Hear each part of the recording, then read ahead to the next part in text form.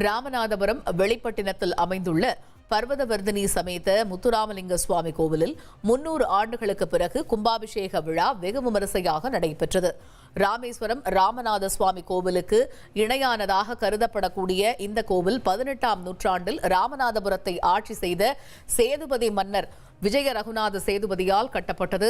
சேதுபதி மன்னர் தினந்தோறும் மண்டபம் வரை குதிரை மீது பயணம் செய்து பாம்பன் கடலை படகு மூலம் கடந்து ராமநாத சுவாமியை தரிசனம் செய்ய சிரமமாக இருந்ததால் ராமநாதபுரத்தில் இந்த கோவில் கட்டப்பட்டது.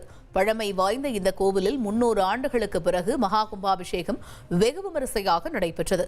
கடந்த 1ஆம் தேதி முதல் கால யாகசாலை பூஜை தொடங்கிய நிலையில் இன்று 4ஆம் கால யாகசாலை பூஜை நடைபெற்றது.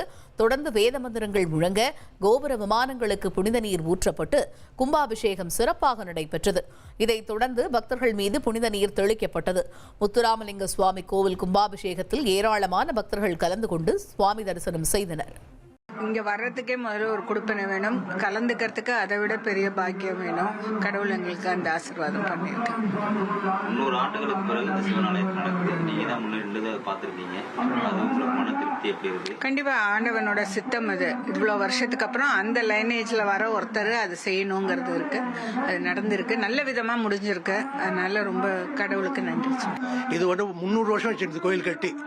விஜய ரகுநாத சேதுபதி எங்க தாத்தா, அப்புறம் எங்க அப்பா பாஸ்கர் சேதுபதி தாத்தா, சண்முக ராஜேஸ்வர் சேதுபதி எங்க அப்பா, இவங்க எல்லாம் சேர்ந்து ஃபாலோ பண்ணாங்க. பட் லாஸ்ட் 100 இயர்ஸா திருப்பதி ஒன்றும் நடக்கல. குலதெய்வ கோயில் அதனால ஆல்மோஸ்ட் 2 இயர்ஸ் ஆச்சு. அந்த பர்மிஷன் எல்லாம் இப்போ இது வந்து 300 இயர்ஸ் ஆன ஆர்ச்சியாலஜிக்கல் டிபார்ட்மெண்ட் பர்மிஷன் வேணும். இந்த ராஜகோபுரமே இடிஞ்சு போயிருந்தது. ஸோ அது வந்து மறுபடியும் திருப்பதி பண்ண அவங்க பர்மிஷன் தானே பண்ண முடியும். We have to go to the top level endowment போய் பர்மிஷன் வாங்கி அதை எப்படி முறைப்படி கட்டணுமோ அது மாதிரி கட்டியிருக்கோம். பர்வதவர்தினி சமேத முத்துராமலிங்க சுவாமி கோவில் இன்னைக்கு வந்து கும்பாபிஷேகம்.